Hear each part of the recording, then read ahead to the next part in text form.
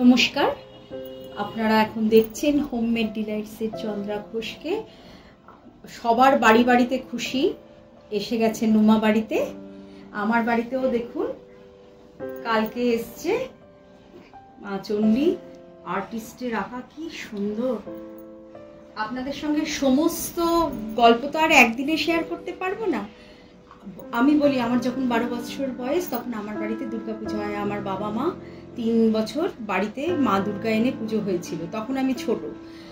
তখন থেকেই আমি মা দুর্গাকে অত্যন্ত ভালোবেসে ফেলি, যেন আমারই বাড়ির কেউ। আর আমার বিগত 25 বছর সল্টলেকের বিয়েতে মামা বাড়িতে দুর্গাপুজো। তাই দুর্গাপুজো আমার কাছে শুধু উৎসব নয়, দুর্গাপুজো মানে মায়ের পুজো। সকাল থেকে রাত সম্পূর্ণ রুটিন। আগের দিন কাল যদি ষষ্ঠী হয় তো ব্রাহ্মণ মশাই আমাদের বাড়িতে বলে যেতেন যে কি কি কালকের রুটিন, সেই হিসেবে হতো। আমার মা বর্দি, তাই তিনি দীক্ষিত, তিনি মায়ের ভোগ রাখতেন। তো আজকে বুঝতেই পারছেন যে মনটা কতটা খুশিতে ভরে আছে। আজকে আমি বাড়ি থেকেই আমার ইউটিউবে সবার জন্য, আমি পরবর্তীকালে কৃষ্ণনগরের মা দুর্গা আছে আমার বাড়িতে, বাঁকুড়ার মা দুর্গা আছে, মা দুর্গাতে ভরে গেছে গোটা বাড়ি। কেন শৈশব আমি তাকে ভালোবেসে এসেছি, তাই হয়তো উনি আমার বাড়িতে এসেছেন। এইবার খাওয়া দাওয়া আমার চ্যানেলের সবার জন্য আমি উৎসবের মরশুমে, কেন বাড়িতে, আমার বাড়িতেও উমারা এসে গেছে, মেয়েরা বাইরে থাকে, আনন্দের মহল। কিন্তু একটা কথা বলি, আমরা কোনোদিন মা দুর্গা আসার পর, মহালয়ার পর থেকে নিরামিষ খাই। আমি কোনো আমিষ আহার গ্রহণ করি না। মায়ের ভোগটাই খেতাম, প্লাস যেগুলো প্রসাদ, সেই খেলেই আর সারাদিনে আর খাওয়া শেষ হবে না, মা দুর্গার এত প্রসাদ। তাই কিন্তু যেহেতু ছোট ছোট ছেলেমেয়েরা সব বাড়ি ফিরেছে, আমার চ্যানেলের সবার কথা ভেবে মহাষ্টমীর জন্য শেয়ার করব মাকে যেটা ভোগ দেওয়া হয়, পোলাও, 5 রকম ভাজা, ছানার তরকারি, আরো অনেক কিছু, জলপাই অথবা চালতার টক, যেটা আমরা খেতে ভালোবাসি। 5 দিন ধরে মাকে সেগুলো খাইয়ে দেওয়া হয়। আর দশমীর নিয়মটা একটু আলাদা, পরের এপিসোডে দশমীর গল্পটা আপনাদের কাছে শেয়ার করব। কেমন? এবার চলুন রান্নাঘরে গিয়ে আমরা একবার মায়ের মহাষ্টমীর ভোগ রেঁধে ফেলি। অষ্টমীর মায়ের ভোগের পোলাও বানাবার জন্য এই যে 1 বাটি, খুব সহজ উপায়ে, ঠিক 10 মিনিট ঘড়ি ধরে লাগবে। আগে চালটা ধুয়ে আমি ছাঁকনিতে শুকিয়ে নিয়েছি। এই 1 বাটি চাল হলে 2 বাটি জল দেব। আর কি লাগছে? ছোট এলাচ, দারচিনি, লবঙ্গ, আর লাগছে কাজু কিশমিশ, 1টা তেজপাতা, আর এই ঘি দিয়ে বানাবো। যেহেতু মায়ের ভোগ বাড়িতে যখন বানাই তখন হয়তো একটু সাদা তেল দিয়ে কাজু কিশমিশটা ভেজে তুলে নেব। দেখুন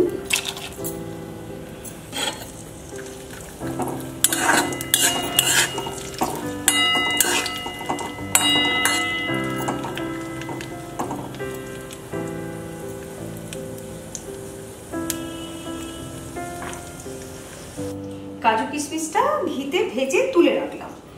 এইবার কি কি দিচ্ছি দেখুন। ঠিক 10 মিনিটে তাড়াতাড়ি করে বাসন্তী পোলাও মায়ের ভোগ তৈরি হচ্ছে। দেখুন, তেজপাতা দিলাম, 4-5টা এলাচ দিয়ে দিলাম,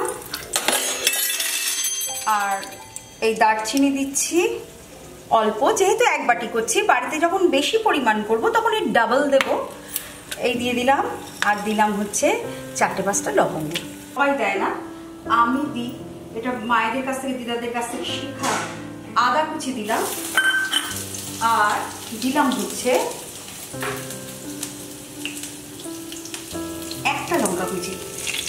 বেশি পরিমাণ যখন হয় 2-3টে লঙ্কা কুচি দিই, তাতে সুগন্ধ এবং টেস্ট খুব ভালো লাগে। এখানে কোনো আমার কাছে পেস্ট আছে, কিন্তু আমি দিই হচ্ছে কুচি কেটে দিয়ে দিলাম। সঙ্গে সঙ্গে অল্প জিনিস হচ্ছে, এই দেখুন, 1 বাটি চাল ধুয়ে শুকিয়ে একটা বাটি মেপে নেবেন। যে বাটিতে চাল দেব, 1/2 বাটি হলে 1 বাটি জল। 1 বাটি করছি, 2 বাটি, এই বাটিরই 2 বাটি জল দিয়ে দিলাম। গোবিন্দভোগ চাল, সুগন্ধযুক্ত একটু ভালো চাল, মায়ের জন্য আনা। এইবার এটাকে খুব সুন্দর করে ঘিয়ের মধ্যে ভালো করে ভেজে নিতে হবে।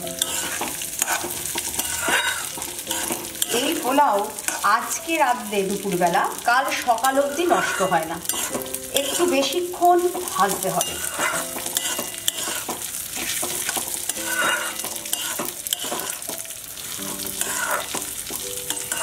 খুব সুগন্ধ ছড়িয়ে পড়েছে, যে সুগন্ধটা আপনাদের নাকে যাচ্ছে না, কিন্তু আপনারা দেখুন, নিজেরা বাড়িতে করে দেখবেন। অনেকেই পারেন, কিন্তু আমি কিভাবে করি, আমার মায়ের কাছ থেকে ভোগের এই বাসন্তী পোলাও শেখা। উনি দীর্ঘ 25 বছর মায়ের ভোগ রান্না করেছেন। দেখুন, চালটা আমি ভালো করে নেড়ে নিচ্ছি 3-4 মিনিট। যেহেতু ঘিটা গরম আছে, আর 2 মিনিট ভাজবো। আর দেব হচ্ছে জলের ওপরই নুন দেব এখন একটু, যেহেতু বাসন্তী পোলাও। আমি দেখুন একটু হলুদ দিয়ে দিচ্ছি, খুব কম। সাদা পোলাও বানালে হলুদ দেওয়ার দরকার নেই। এই চালটা সুন্দর করে ভাজলেই, আর জলের পরিমাণটা পারফেক্ট হলে খুব সুন্দর হবে। দেখুন যে এবার জলটা দেব। আমার চাল ভাজা মোটামুটি হয়ে গেছে। এবার যে বাটি নিয়েছি তার 2 বাটি দেব। এই 1 বাটি দিলাম, আর 1 বাটি দিলাম।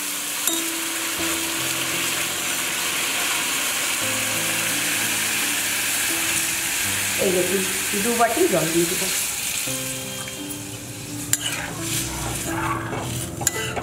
এবার নুন দেব।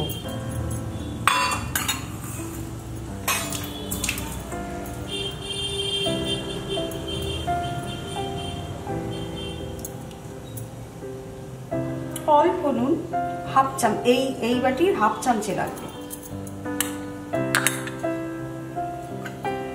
আমি 2 মিনিটের জন্য এবার ঢাকা দেব, ফুটে গেলে খুলে হয়ে যাবে ভাবে। 2 বাটি জল দিলাম। দেখুন এবার আমি একটু চাপা দিয়ে দেব, 3-4 মিনিটের জন্য চাপা। চালটা সেদ্ধ হবে একটু। দেখুন ঘড়ি ধরে 3 থেকে 4 মিনিট জলটা ফুটলো। এইবার দেখুন জল টেনে নিয়েছে। আমি ঢাকাটা খুলছি, আপনাদের দেখাচ্ছি। এবার দেব হচ্ছে কাজু কিশমিশগুলো দিয়ে দেবো ভেজে রাখা। দেখুন কিরম ঝরঝরে পোলাও, আপনারা লক্ষ্য করুন। মাপ ঠিক হলে একদম একদম সঠিক পোলাও তৈরি হবে। হয়ে গেছে, একটু চিনি দেবো এবার। তার আগে যেহেতু বাসন্তী পোলাও বাঙালিদের একটু মিষ্টি মিষ্টি হয়, তাই আমি এই চামচে 3 চামচে চিনি দিলাম। দেখুন দেখতে কেমন হলো। এক্ষুনি আমি যখন পরিবেশন করব তখন দেখবে। আমি এবার চাপা দিয়ে 2 মিনিট রাখবো। আজকে আমি পোলাওয়ের সঙ্গে, অষ্টমীর দিন সাধারণত ছানার তরকারি একটু হয় বা পনিরের তরকারি, তো আমি ছানা ভাজার তরকারিটা করে একটু দেখাচ্ছি। আমাদের বাঙালিরা ছানা ভাজা তরকারি করতে খুব পটু, তবু আমি শেয়ার করি। 5 ফোড়ন আমি ফোড়নে দেবো, একটা তেজপাতা দেবো, গরম মশলা ফোড়ন দেবো, আর আদা, একটু জিরে গুঁড়ো আর কাজু কিশমিশ পেস্টটা দেব। এবার দেখুন সাদা তেল দিয়ে বানাচ্ছি আমি ছানার তরকারি। আমি একটু সাদা তেল দিচ্ছি অল্প করে। ছানাটা যেহেতু ভাজা, সেহেতু অতিরিক্ত তেলের কোনো দরকার নেই। দেব হচ্ছে একটু ঘি। সবাই লাস্টে ঘি গরম মশলা দেয়, আমি অল্প ঘি দিয়ে দিলাম, যার জন্য তরকারিটার খুব সুগন্ধ ভালো হবে।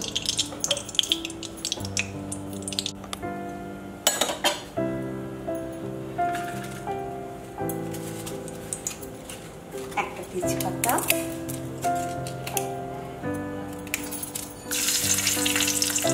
একটু কমিয়ে নিই, একটু 5 ফোড়ন। কেউ কেউ জিরে ফোড়ন দেন, আমি 5 ফোড়নের সঙ্গে 2-1টা জিরে দিয়ে দিই। 5 ফোড়নের সঙ্গে 2-1টা জিরে দিয়ে দিলাম। আর দিলাম হচ্ছে একটা ছোট্ট দারচিনির টুকরো, 2-3টে লবঙ্গ আর 3টে এলাচ, 4টেই এলাচ দিচ্ছি।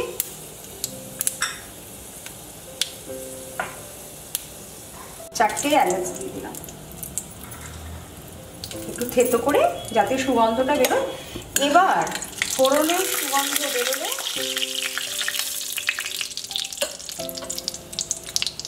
আমি দেব হচ্ছে ছোট চামচে 2 চামচে আদা বাটা,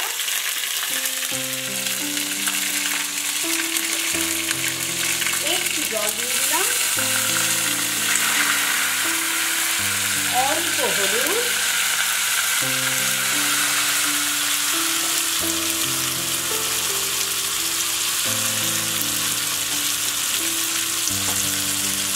এক চামচে জিরে গুঁড়ো,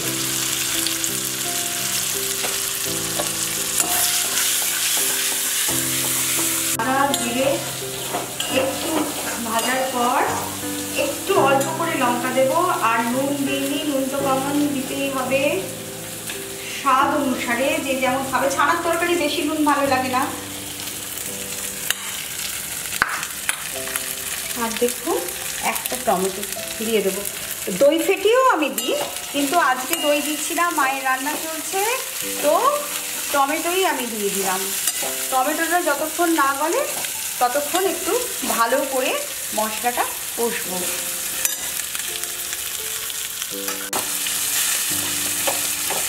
দই আর কাজু কিশমিশের পেস্টটা দিলে গ্রেভিটা খেতে নিজের থেকেই খুব ভালো হয়ে যাবে।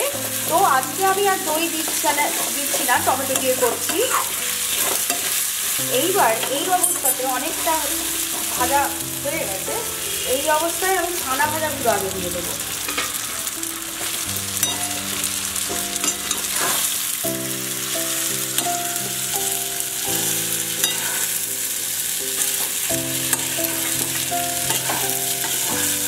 দিয়ে একটু কম করে একটু জল দিচ্ছি যাতে তলায় না ধরে।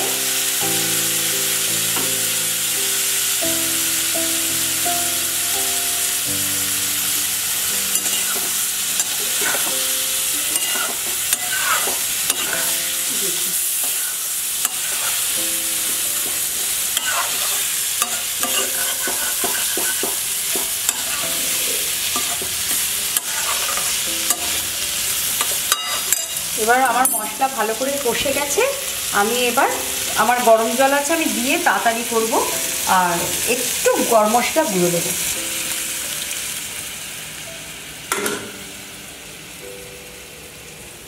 ভাজা একটু গরম মশলা দেয়াই আছে, আবার একটু দিলাম টেস্টের জন্য। আর চিনি দেব, ছানা একটু মিষ্টি মিষ্টি হয়। দেখুন এই চামচের 2 চামচে দিতে হবে। এবার আপনারা আপনাদের ইচ্ছে মতো মিষ্টি করবেন।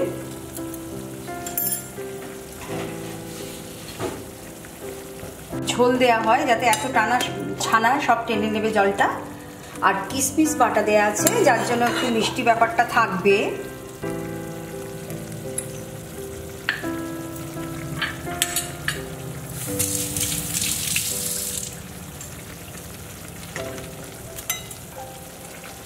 মহা অষ্টমীর মায়ের ভোগ অনেকেরই জানা আছে আমাদের বাঙালিদের।